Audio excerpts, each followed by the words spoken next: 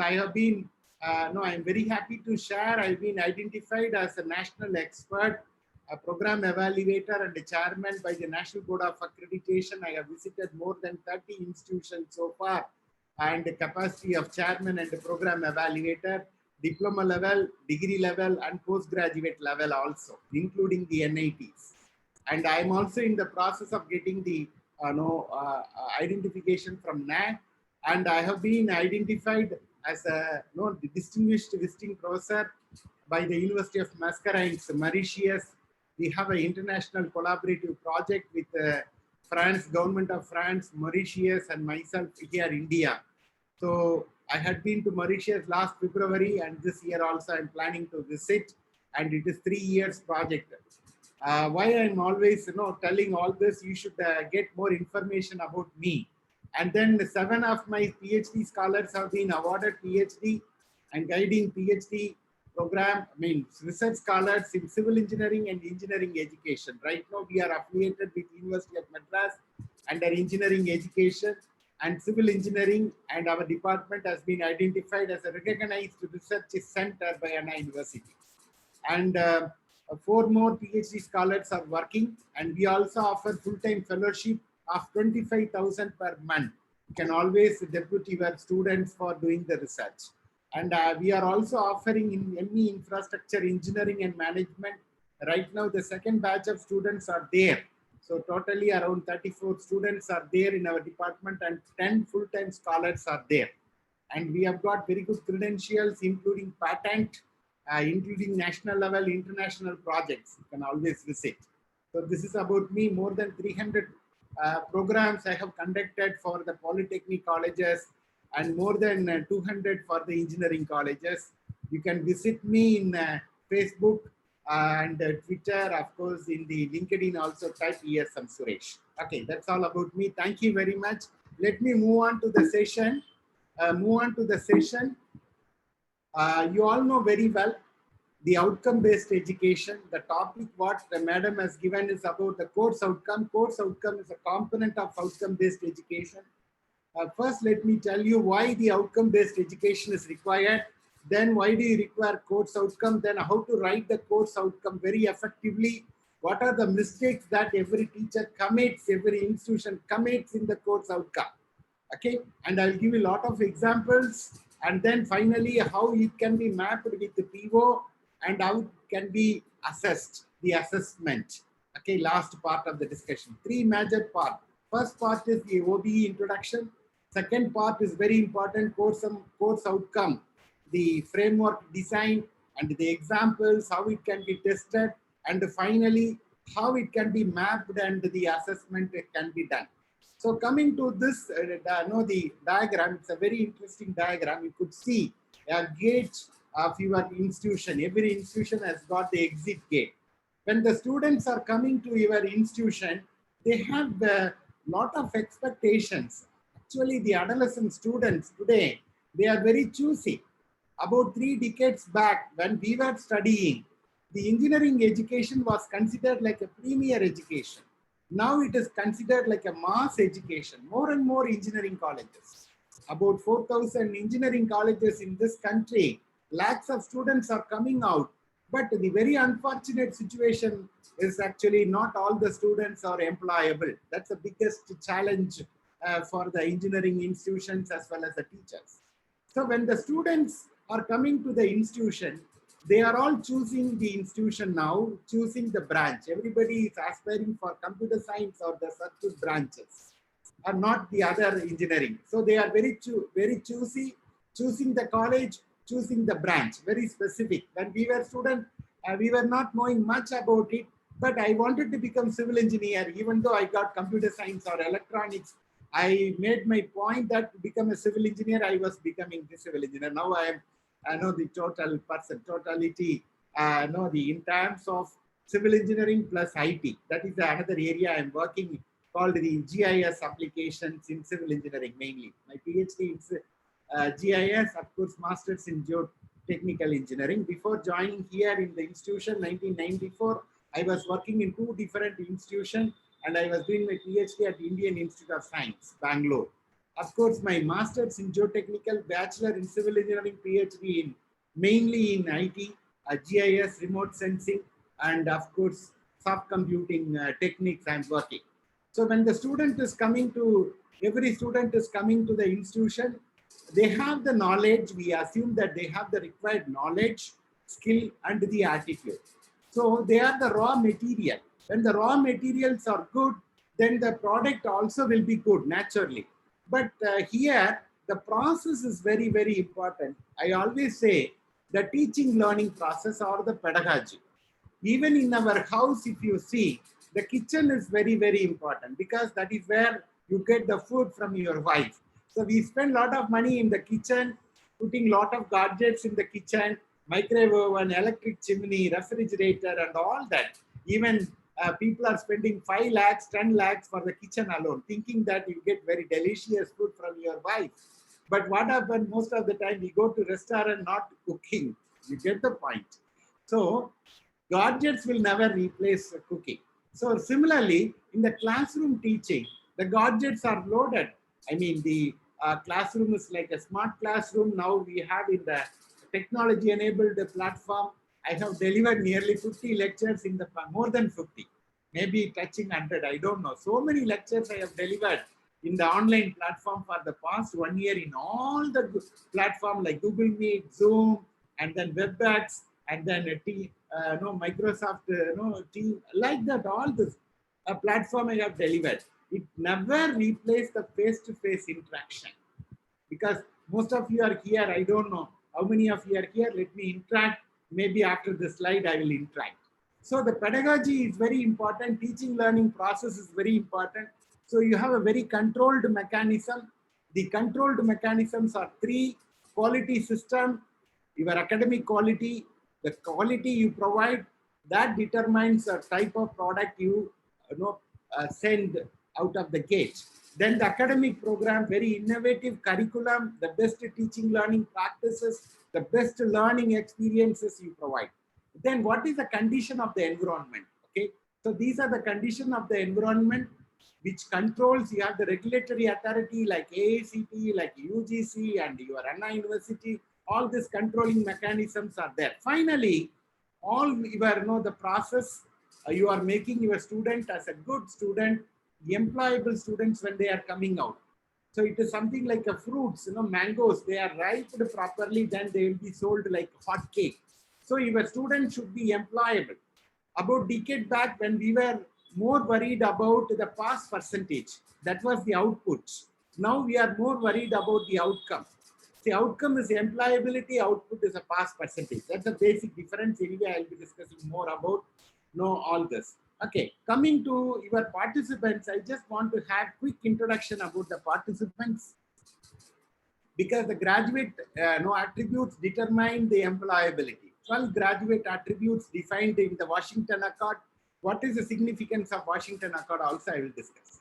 So let us spend some time on getting the information about the participants one by one very fast.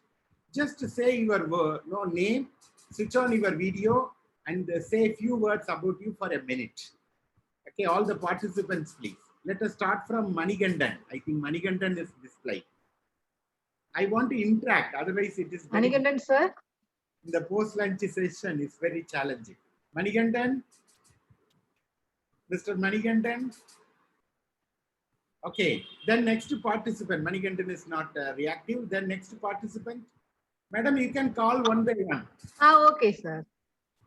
So that they can switch on the video and Jamie Gold. Jamie Gold.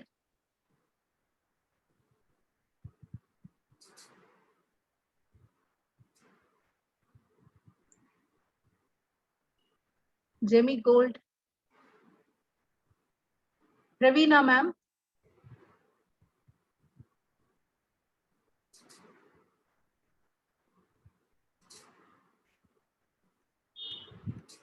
Vasandan, sir.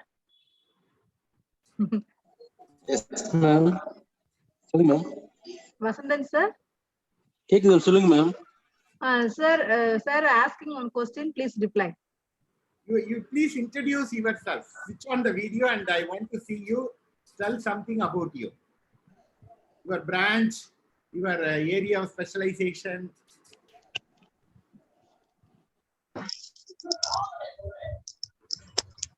Hello, sir.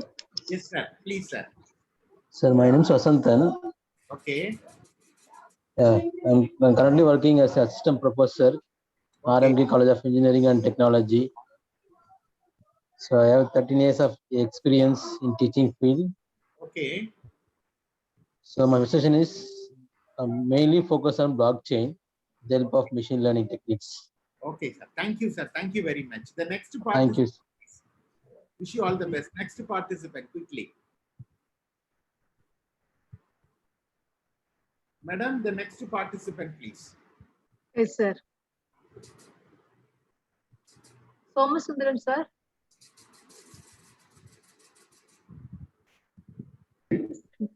Dr. G. Suresh, Yes, sir. madam.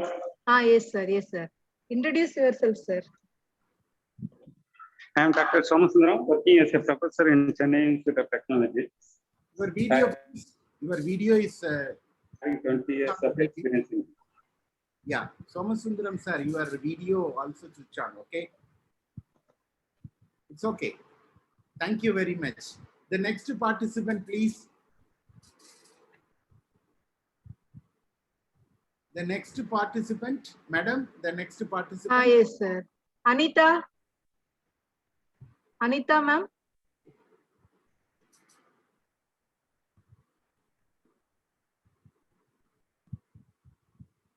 See, when they introduce themselves, the present. Archana, madam. See, Javid, sir.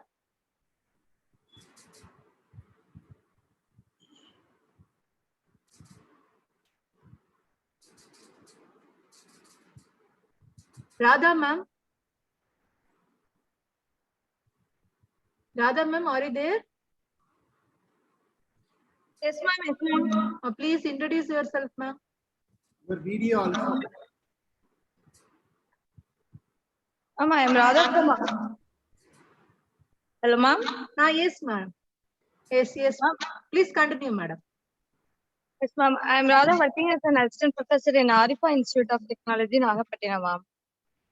Okay. Thank you, madam. Thank you. Wish you all the best. Thank you, sir. Thank you, sir. Javid, sir, please introduce about yourself. Good afternoon, ma'am. This is Javed, working as assistant professor in BIT Institute of Technology, Hindupur. Okay, thank you, sir. Javid, sir, actually, you put message in chat box, but no problem. Just unmute yourself and introduce yourself. Good afternoon, ma'am. My voice is audible, ma'am. Yes, sir. Yes, sir. It is audible. Ma'am, this is Javed, working as assistant professor for BIT Institute of Technology, Hindupur, Andhra Pradesh. Okay. All the best. Okay, then. Participant, madam. Able to hear me, sir? Yes, madam. Yes. This is Dr. Kanya from MGI University. I am head of the Department of Information Technology. My area of specialization is data mining and machine learning. Okay, all the best, madam. Yes, sir. The next participant. Dr. Somasundaram, sir.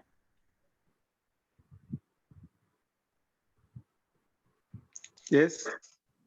Yes, Good sir. afternoon. Sir, please unmute yourself, sir. Good afternoon. Good afternoon. Your Good video, afternoon, sir. please. Yeah, already introduced. Okay, thank you. Okay. Next participant, please.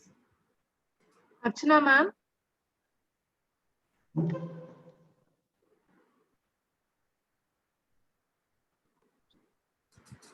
Vasant Kumar, sir. Vasant Kumar, sir.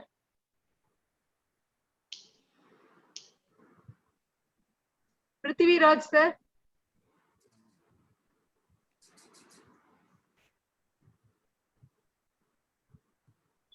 Veti Velan, sir. Veti Velan Paramasivam, sir.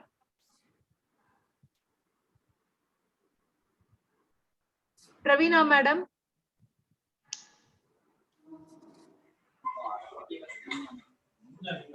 Manigandan, sir. Yes, ma'am. Please introduce yourself, sir. Ma'am. Yes, ma'am. Yes, sir. Please introduce yourself.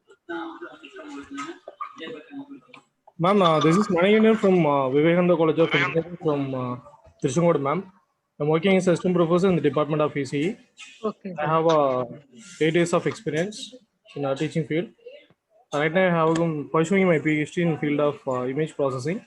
So I also attended this kind of this OBE in Kung Engineering College. So regarding this pedagogy, how we have to use and all those things. So when I have to attend this Velamal institution program, it is really overall good. It has given some clear idea about how we have to frame the curriculum, how we have to design the assignments for CO and POs. And then we also have some doubts regarding how we have to fix the attainments and target level for particular COs and POs, all those things. So from this, we are getting some ideas now. Thank you, sir. Thank you. Thank you, sir. Anita madam, are you ready? Anita ma'am? Yes, ma'am. Yes, ma'am. Yes, ma'am. Ma'am, Please introduce I am yourself. Anita Rani from Arifa Institute of Technology from Nagapattinam, ma'am. Okay, okay. Okay, ma'am. Thank you, ma'am. Dr. G. Suresh, sir, are you there?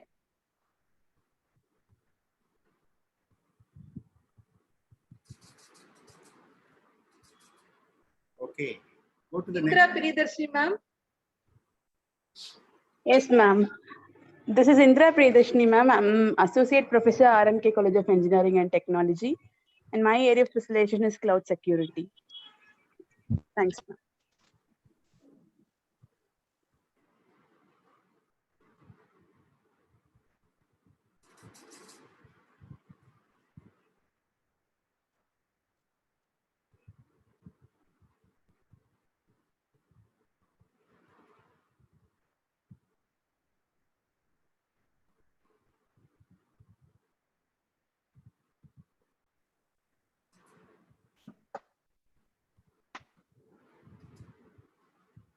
Lavanya, madam.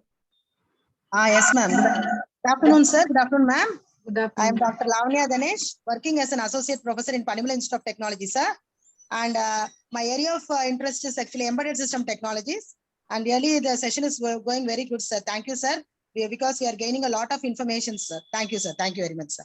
Thank you. Wish you all the best. Sorry. Thank you, sir. Thank you, sir. Okay, okay, madam. Okay, madam. Madam, I think I'll continue. Maybe at the end again we will interact with them. Okay, sir. Okay, sir. Okay. So this is the model for the engineering education. What is happening? So the outcome-based education is a model which is very much essential for the quality assurance process. So now we are following the Washington Accord. Earlier, we were following the input-output model.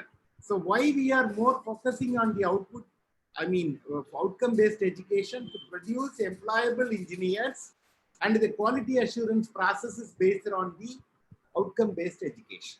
Okay.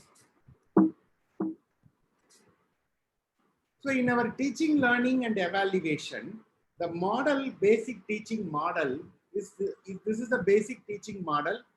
We have the instructional objectives. Now we say course outcome. Course outcome is very specific. I will be explaining how the instructional objectives, they are being transformed into course outcome.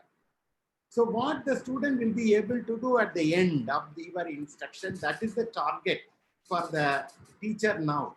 Earlier it was okay, what they will be able to do in terms of generic. Now we are very, very specific and we are measuring their abilities at the end. Okay, so I will briefly explain what are the differences between your instructional objective and the course outcome, maybe at the end of my lecture or during the course of my lecture. Then the entry behavior of the students. So what the prerequisite knowledge the student should possess. For example, I teach heat and mass transfer. So the prerequisite knowledge, what I expect is a thermodynamics. They should have studied thermodynamics. Similarly, if I teach civil engineering theory of structures, they should have the prerequisite knowledge of strength of materials. Then the instructional, procedures. The instructional procedures are the strategies. So what is the strategy that I adopt? I always adopt the lecture method. But our students, they never like the lecture method. Talking teacher never liked by the students. There are so many instructional methods, but we always follow only the lecture method. We always assume that all the students are having the same abilities. That is another problem in our education system.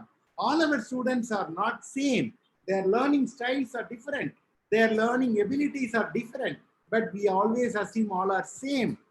So there are so many instructional methods like lecture method, demonstration method, discussion method, group discussion method, programmed instruction, computer assisted instruction, computer based tutorial, flipped classroom, blended learning.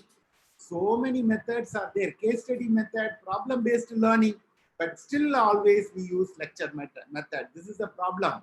Morning to evening only talking. Of course, we have the basic mistake what we are committing is actually classroom is different and laboratories are different. Both are to be integrated. Okay, both are to be integrated. When I was a student in Europe 1998 at Technical University Eindhoven, Netherlands, my professor used to teach me construction technology. The construction technology was taught in the classroom. Okay, he was taking the bricks, explaining what is the brick size, mortar, how the mortar, cement mortar is being prepared, and what is the cement, the quality of the cement, what is the water content, the ratio cement, and then the coarse aggregate, fine aggregate, everything he was demonstrating in the integrated laboratory. Of course, now you have Fab Lab, you have Tinkering Lab, and all these concepts have come today. What is Fab Lab? What is Tinkering Laboratory? Maybe in another context, I will explain. I can deliver 1.5 hours lecture also in that. So the strategies have been changed today.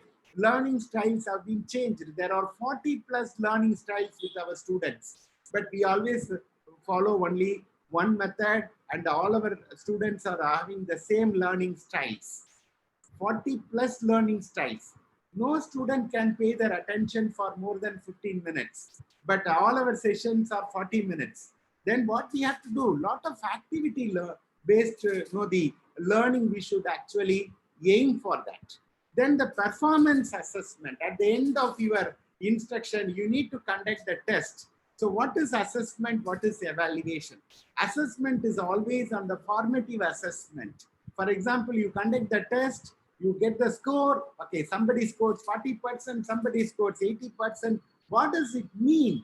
You try to interpret, you make a judgment, that becomes evaluation. So what is evaluation? Assessment plus value judgment. It's the evaluation. So evaluation always at the end, the terminal evaluation, but the assessment are always on the formative, assessment in the formation. So coming to the outcome-based education, you require knowledge, attitude, and the skills. All the three components are very, very important. For example, the cognitive abilities pertaining to knowledge. So I will be discussing about Bloom's taxonomy. I require the knowledge, so I deliver the information. You get the point. But what is skill? So I gain the skill, or I gain some experience. For example, our friend, one of our participants wants to drive the car. He has got the BMW car from his father-in-law as a gift. Don't mistake me. Just for the example. Unfortunately, our participant friend is not knowing the driving. So what happens? He tells the father-in-law that he doesn't know the driving. No, he will not say, but anyway, he is telling. Then the father-in-law says, it's very simple. BMW car company has given the car manual. And you see the manual and drive the car. Is it possible? No. It requires a reinforced practice. Similarly, can I teach swimming in the classroom to my students? It is not possible. I have to take them to the swimming pool and then make them to swim. One of my colleague, for example, I'm telling, he teaches the fluid mechanics in the classroom, but he doesn't know the swimming. You get the point. Another friend is teaching automobile engineering, but doesn't know the car driving. Where is the problem here? You see, teaching the automobile engineering, maybe for him simple, but doesn't know the driving. And similarly, fluid dynamics is teaching, fluid mechanics is teaching, but doesn't know the swimming. This is a problem in our country. For example, I'm a civil engineering teacher, but I'm not a civil engineer. You get the point? I don't construct the houses. Very unfortunate. So soon AICT is going to make the exit conducting the exam for our students on ability testing. Like in the Western side, when somebody wants to practice engineering, he should write PE exam, professional engineer exam. Of course, I've also cleared a chartered engineer. I've become chartered engineer. I'm also writing PE and all that. That's different. But what I wanted to say, practicing is different from classroom teaching. What is being taught in the classroom is different from what is being practiced in the field. You get the point? So the skills are very, very important. Then finally, the attitude, fire. When our friend is having the car, but still he knows the driving, but he's not taking the car, but because he is not interested. You get the point? I am, my interesting habits are, going to the kitchen and cooking, helping my wife. Of course, I'm not helping my wife, but when my wife is not there, I cook my food, but because for my survival.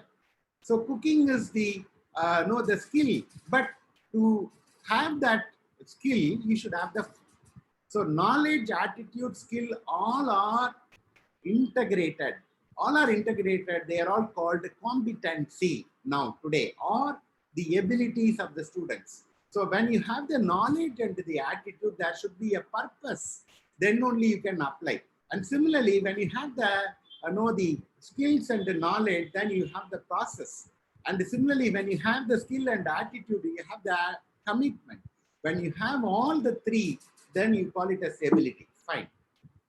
So coming to outcome-based education, there are key constituents of outcome-based education. So the vision and the mission. First, let us take. What is vision? What is mission? For example, your son wants to become like Mahendra Singh Dhoni. His aim is to become a Mahendra Singh Dhoni, the international cricketer.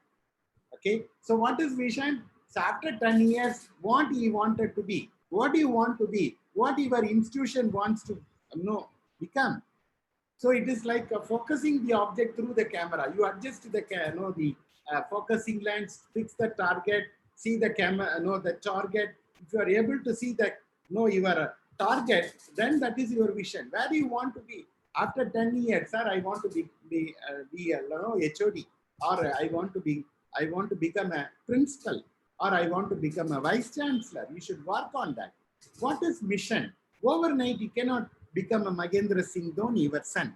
So you have to take your son to the playground and identify the coach, and then going to the playground along with him. Maybe he has to play in the maybe local matches, your college level, then district level, then state level, then national level, then Ranji Trophy, then international level.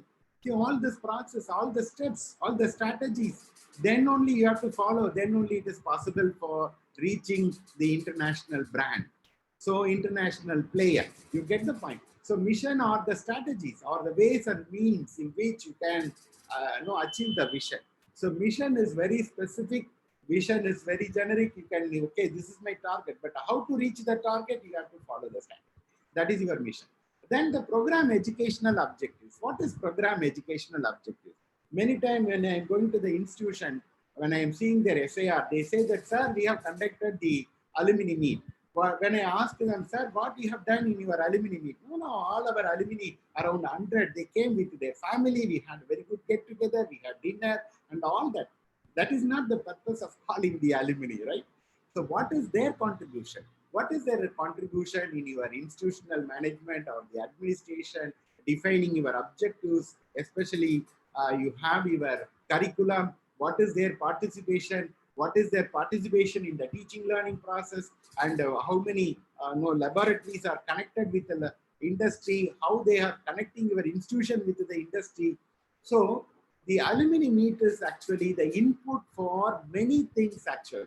You get the point. You have the program assessment committee, you have a department advisory board and all that. So what is the purpose of PEOs? The purpose of PEOs, when your graduates are going to the industry after 4 to 5 years, when they are working in the industry, what they have gained and how they are using their inputs which you have given in the classroom, your curriculum, your teaching learning process, whether they are useful for them. For example, I teach plain table surveying or the digital, dumpy level, then compass and all that. But in the industry, when alumni comes, from the industry, they say, sir, all your component surveying you taught us, they are not useful. I never use plain table surveying. I use total station. I use GPS.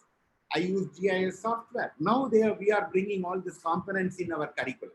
I'm just telling, we have revised to the curriculum. I'm just telling as an example.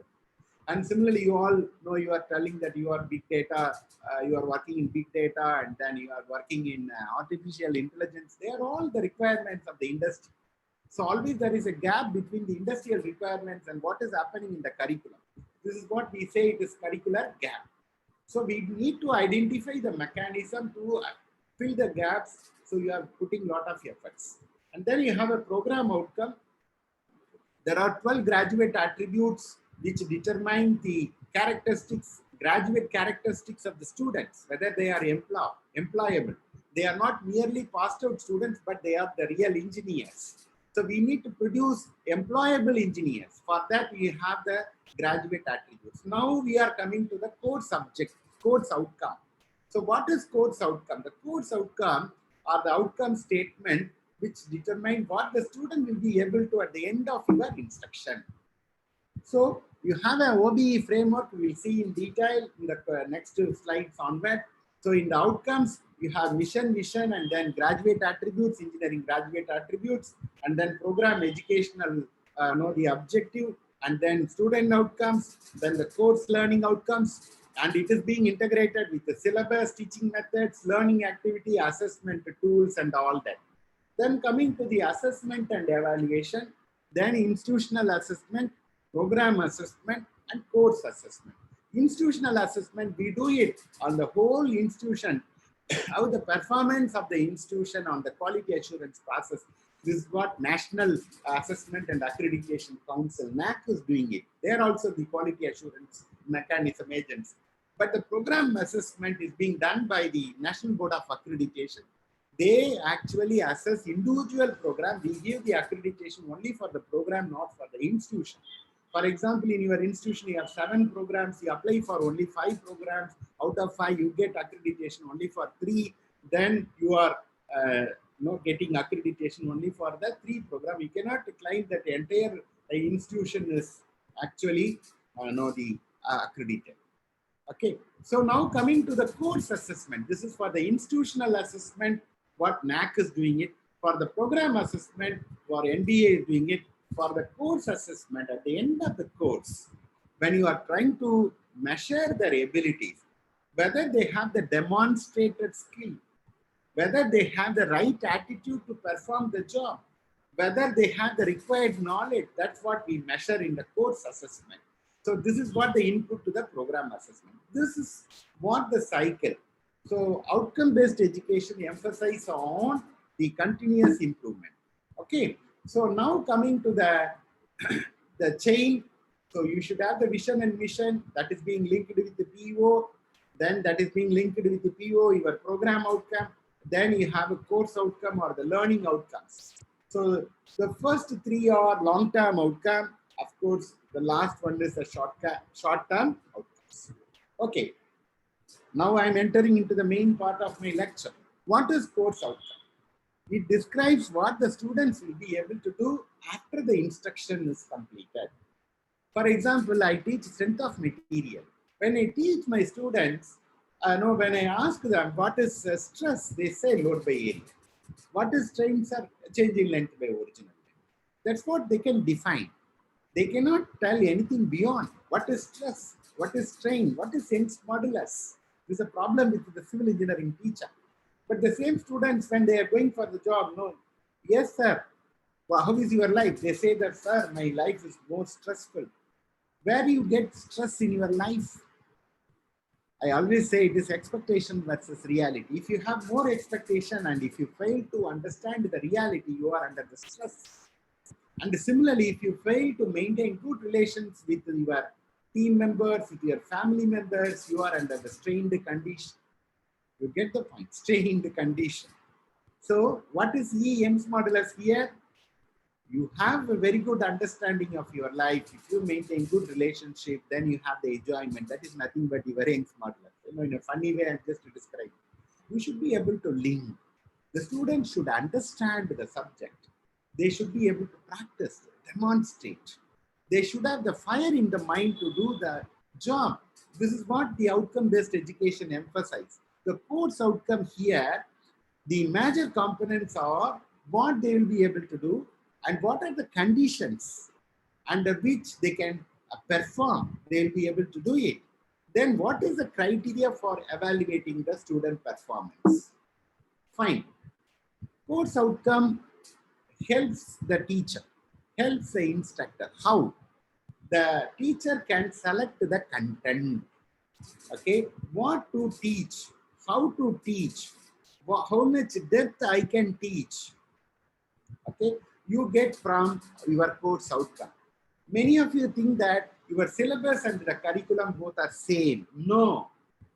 Syllabus gives only the content-wise information, number of units to the content and the number of hours, and then you have the reference books and all that. But curriculum is a very, very comprehensive document. It gives what to teach, how much depth I can teach, what is the reference book, what is the regulatory agency is giving all the regulations. And you get instructional objectives and the course outcome. So curriculum is a very, very comprehensive document. Our students should get all the benefits. We call our students the customers earlier. Now we call them stakeholders. What is the difference between the stakeholder and the customer? I just give you one example. I wear Peter England shirt. I am the buyer.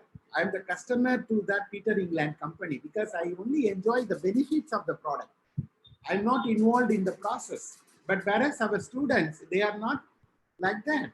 They are not merely enjoying the benefit. They are involved in the process, curriculum, teaching, learning process, evaluation. So naturally, they are the stakeholders. Your stakeholders are the students, alumni, your employers, your parents. It's a big domain, your stakeholders. So all your stakeholders should be involved in defining the course outcome, in defining the OBE. Fine. Select and develop instructional material. For example, I teach strength of material, this unit, stresses and strain. What is that I should use? I can use some animation. When I apply the load, there is a deflection. Then I should use some animation. So what type of instructional material I am using?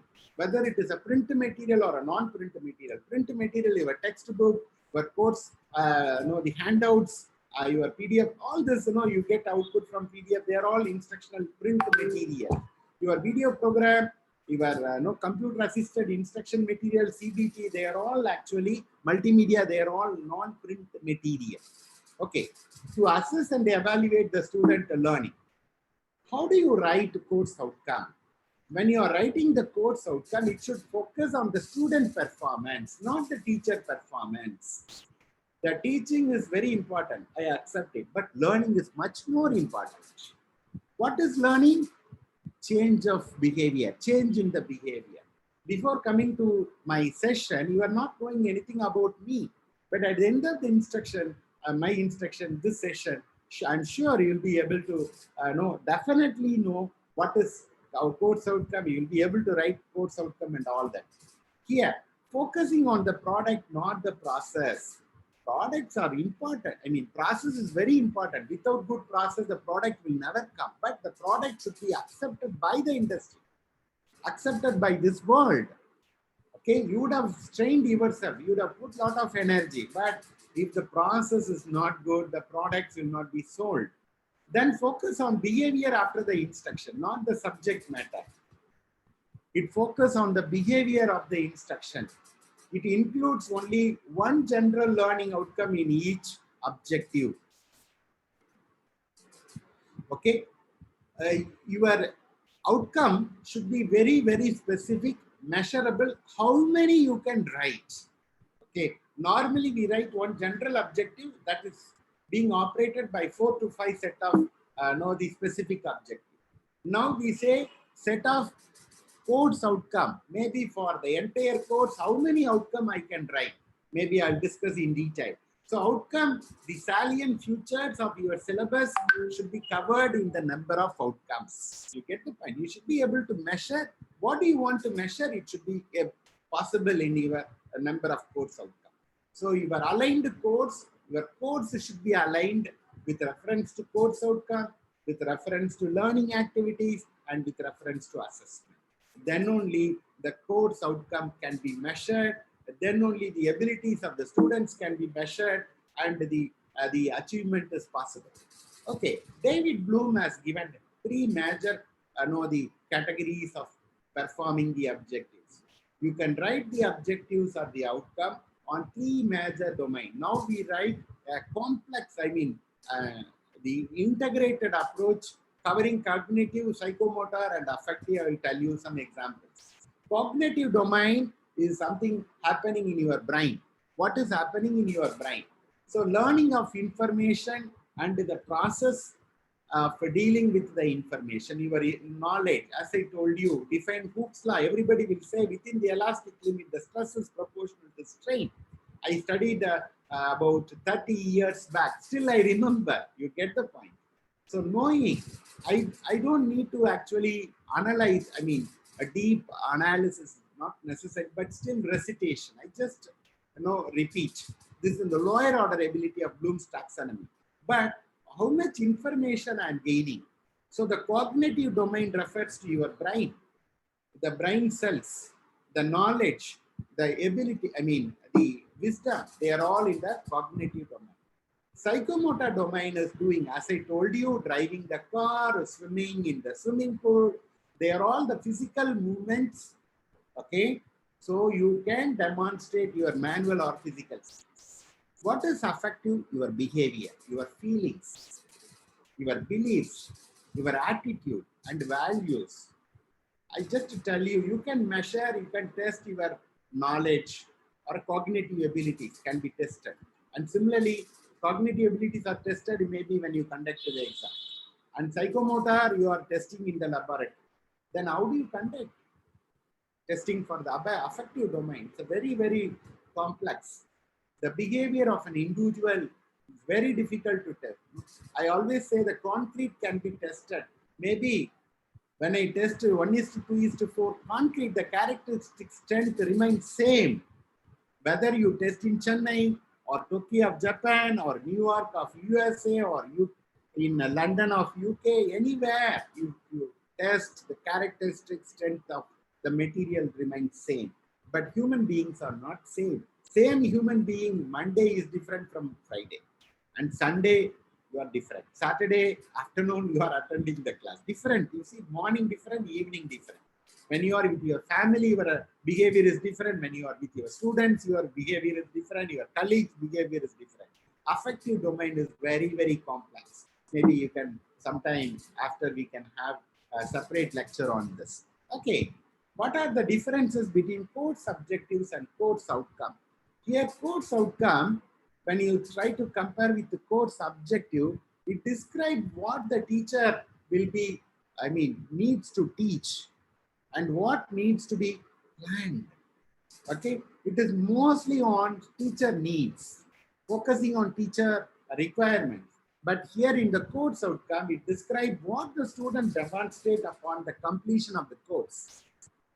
Okay, course objective. At the end of the course, the student will understand the concept of modulation or demodulation of communication system. Many times when you are going for the NBA visit, they write the course outcome, understand, appreciate, this action verb, they use it. Understand cannot be, you cannot measure whether somebody has understood the subject or not. You have to put the action verb like explain. If he is explaining, okay, we can say, okay, he has got the required knowledge. So understand is not the correct action verb. Appreciate, similarly, not the correct action verb for the course outcome. But in the objective, sometimes we write understand. Okay, so, but in the course outcome, we don't put all these action verbs. They are not permitted. So it should be measurable, demonstrable. So at the end of the course, students will be able to choose a suitable modulation and demodulation technique for a given specification. Okay. What is Bloom's taxonomy? David Bloom has given 6 levels: knowledge, understanding, application, analysis, synthesis, and evaluation. What is knowledge? Lower order ability. It is actually on the ability to recall the rules, facts, principles, remembering the previously learned material. Simple to complex. Always put the simple elements and try to link with the unknown element, what is happening on the outside world, you can link. For example, you ask a question like define bending moment, state Chassis law, list the advantages of lubricant. They all simple questions, lower order ability, everybody will answer. So it all comes from the outcome. So any statement you write in the objectives or outcome, if you put a question mark, it becomes a question icon. That is the powerful advantage when we get from the objectives or the outcomes. Okay, the next level, comprehension. You see, it is the ability to give examples, summarize, and illustrate. For example, differentiate between centripetal and centrifugal force. If your student, if they don't know what is centripetal or centrifugal, they will not be able to differentiate. So it is understanding level, one more level, one step level. Explain the working of DC motor. Explain the principles of operation of air conditioners. Compare open loop system with the closed loop control system. Then classify engines on the basis of fuels used. Then the application. The third level is the application level. It calculates the voltage across a given electrical network. Then it solves the first order differential equation. Compute the value of G. They are the examples of the application level. Okay. So you put the action verb like calculate, solve, compute. So it is here the student's ability to use the principles, rules, and methods to new situation. Then analysis level, breaking down into component parts may include identification of parts, like analysis of relationship between the parts, recognition of principles involved. Okay, these examples are the analyze the digital IC family, analyze the given AC-DC network using loop and nodal analysis, then analyze the motion of electron in electric and magnetic fields, then troubleshoot refrigerators. Then synthesis, putting the parts together, plan and the proposal. Fine. What are the examples? Like design an IC engine, preparing a project report for a bridge work across the canal, revises the plant layout. Then coming to the last level, okay, evaluation, judging the value of a criteria. Find the efficiency of an engine. As this is a 2-stroke engine, 4-stroke engine, what is the efficiency of that particular engine? Select the most appropriate method of impact assessment, environmental impact assessment. There are so many methods. Then evaluate the suitability of double curved roof for a structure. Fine. Okay, I'll just give you some example. You have the syllabus like this, testing of transformers. Most often your syllabus like this, losses and efficiency, some unit as an example I'm giving from electrical engineering. Then put a hyphen, all day efficiency, put a hyphen testing. So what is interesting, every phrases, every words are differentiated with a colon or the dash symbol. But here teacher need to draw the depth, how much depth I can draw. How much depth I can deliver. What is the breadth and the depth of the content? You get the point. What is the breadth? What is the depth of the content? How to teach? Your syllabus never gives all this. But you need to derive all this information from the syllabus. What is content component? The principle of operation. That is a content I am taking from the syllabus. Now, what are the course outcome I can draw? I can write down here. For the principle of operation, I can write like what the student will be able to do, explain the principles of operation of a transformer, state the Faraday's law of induction. Then similarly in the constructional future, you can put the action verbs like draw, explain, compare. You can write down the course outcome like draw a neat sketch of a transformer and label the parts. Then explain the features of a step-up transformer. Compare the instructional details of a single-phase and three-phase transformer. Then similarly, EMF equation. State the EMF equation of an ideal transformer. Derive the EMF equation of a transformer. Then transformer on no load. List the effect of resistance and leakage reactance of the windings of a transformer. Phasor diagram. Draw the phasor diagram for transformer on load and no load. Then equivalent circuit. Draw the equivalent circuit of a transformer. Regulation. Calculate the regulation of a transformer with the parameters available through the equivalent circuit. Okay. Now we will see what are the characteristics of course outcome. Course outcome must state the major knowledge, skill, attitude, and ability that the students will acquire. It should be expressed in terms of measurable or observable behavior. It should be agreed upon by the faculty in a program and should derive the program outcomes. It should begin with the action verb. I told you the action verbs are very important because it should demonstrate the measurable or observable. The course outcome must state the major knowledge, skill, attitude, or ability that the student will acquire. Okay.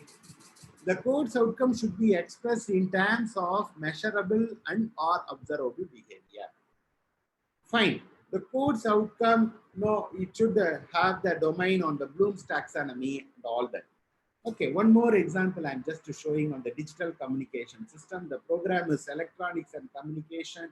The course aims at designing the digital communication system for a given channel and performance specification, choosing from the available modulation and demodulations.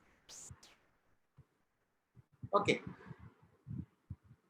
At the end of the course outcome, I'm just writing down for this sample of the syllabus.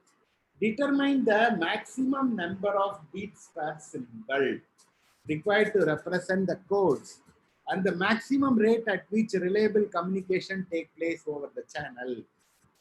Then describe and determine the performance of a different waveform coding techniques for the generation of digital representation of the signal.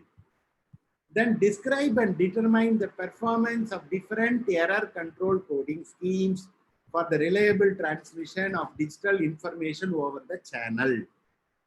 Then describe a mathematical model of a digital communication system to provide a framework for the bit error rate analysis. Then characterize the influence of channel in terms of BER and different digital modulated signals. Then determine the BER performance of different digital communication. What is that you are understanding? You see, you are able to define all these course outcomes. You are able to cover the entire syllabus. Okay, these are the abilities what the students will be able to do after delivering the lecture. Now you get lot of clarity, more clarity. Lot of elements you are getting the clarity. So how the simple syllabus, I mean, whatever you teach, you are measuring in terms of the student performance. So when the students coming out of this course, they will have the characteristics, they will have the abilities on all these elements of this particular subject.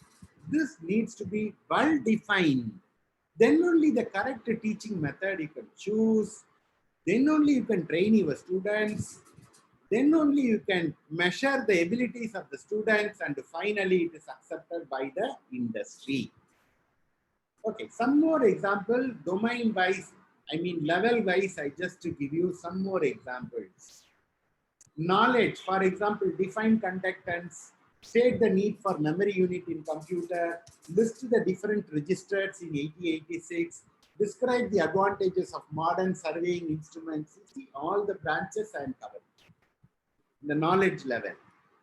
In the comprehension level, you see, as I told you, centripetal and centrifugal gives 3 examples where one form of energy is converted into another. Rewrite the equation. I never use understand, then appreciate and all that, you see. Then the application. Design a RC beam and slab system for a hall for a given loading. Then calculate the voltage across a given electrical network. Then suggest the energy dissipation system for a particular dam. And similarly, in the analysis, like classify the different types of power plant depending on the cost and feasibility, analyze the motion of electron in electric and magnetic field, analyze the property of a circuit that tends to oppose a change in current.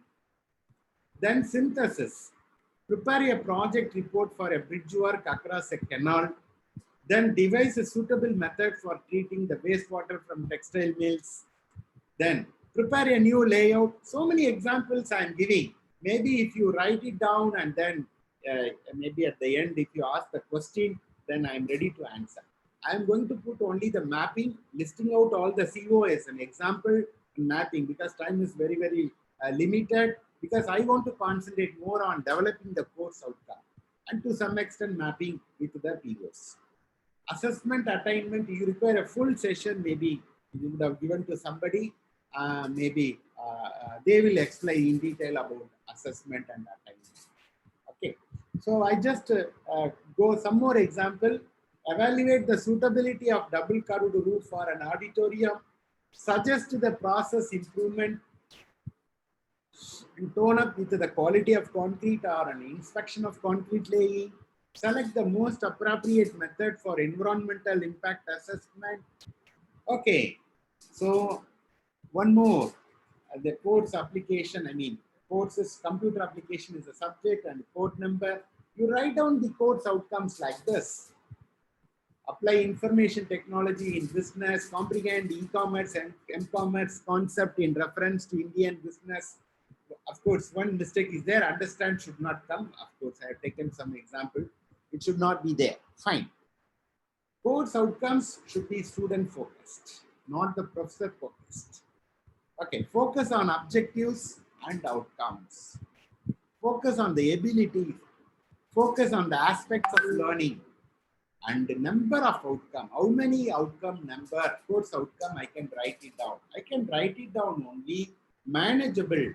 For the entire the subject, how many course outcome I can write it down.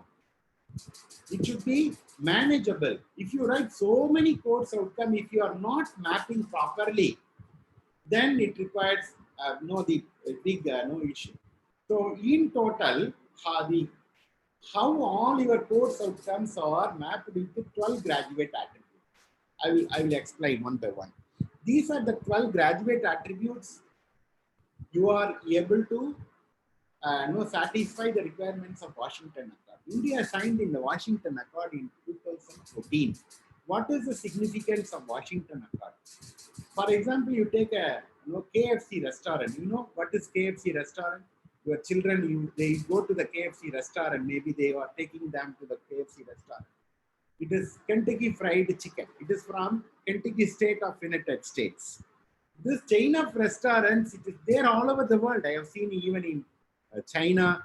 I was there in Shenzhen and then seen in Singapore, Malaysia, in India, of course in Chennai. So many KFC restaurants are there.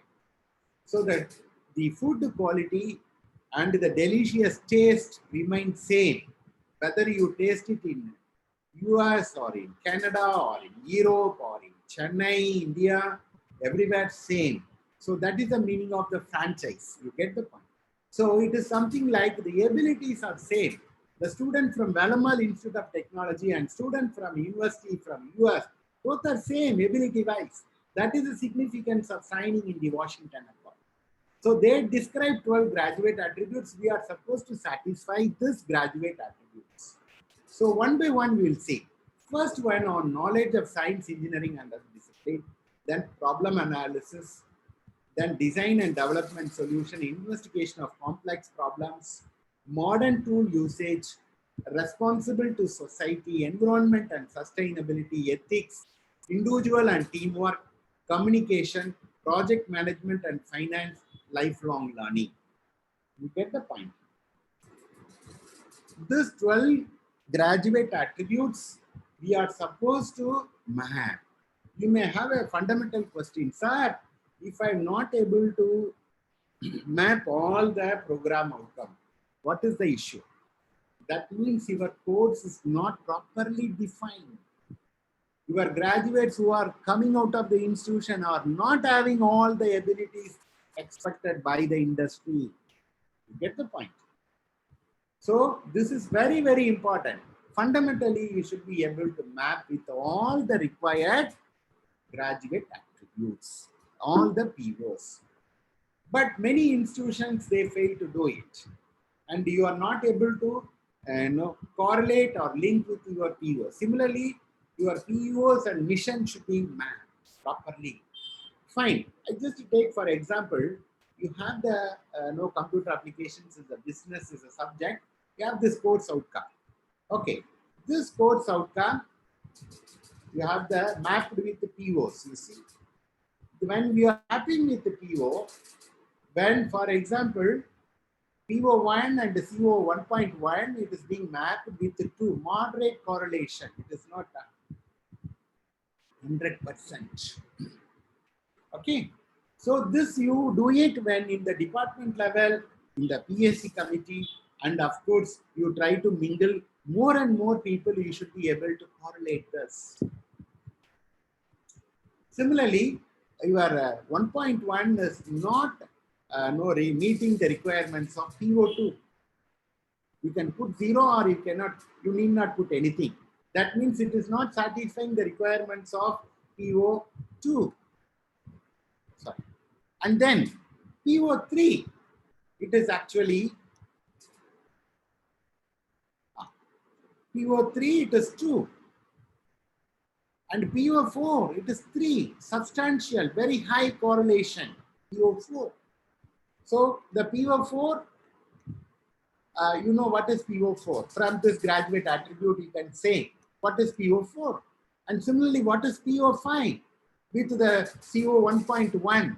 So I am taking only 10 graduate attributes, for example, but all the 12 need to be taken. I just taken only 10 and then trying to do this matrix. So you can actually do this.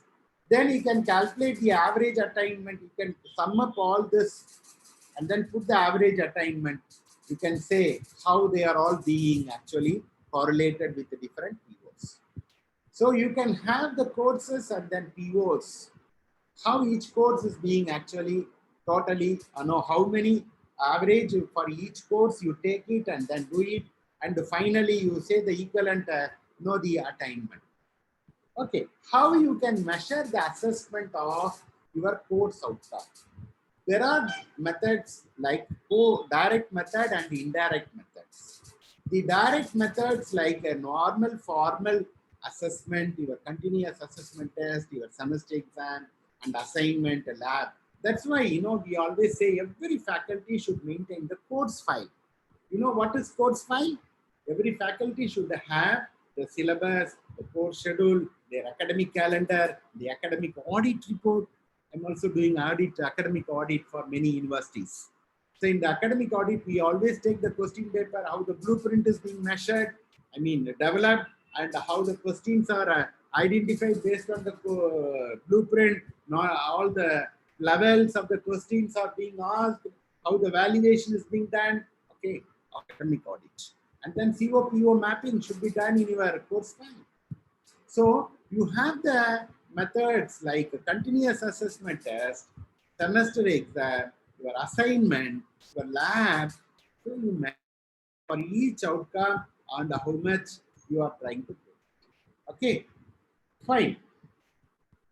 Then indirect assessment, you have the rubric, and from the rubric you can always measure the achievement possible.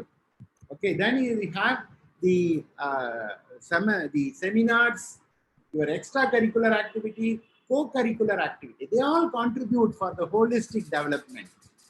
For example, I always say the engineering education should be 24/7. It should not be like 4:30 when the college closes, everybody leaves. Then how it is possible? It is not possible. The students should participate in co-curricular and extracurricular. What are co-curricular activities? Seminars, workshops, your curricular gap analysis. You conduct extra,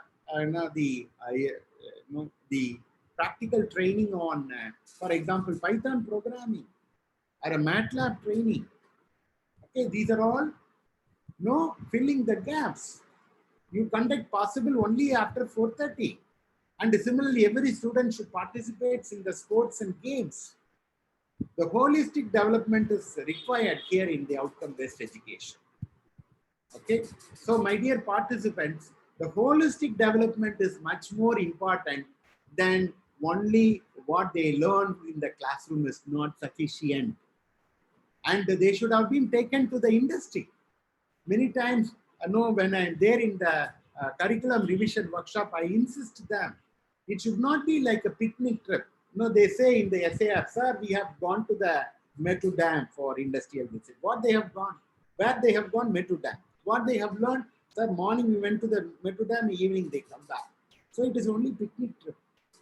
Minimum of 6 months industrial training, my dear participants. Our curriculum should have the provision for our student to go to the industry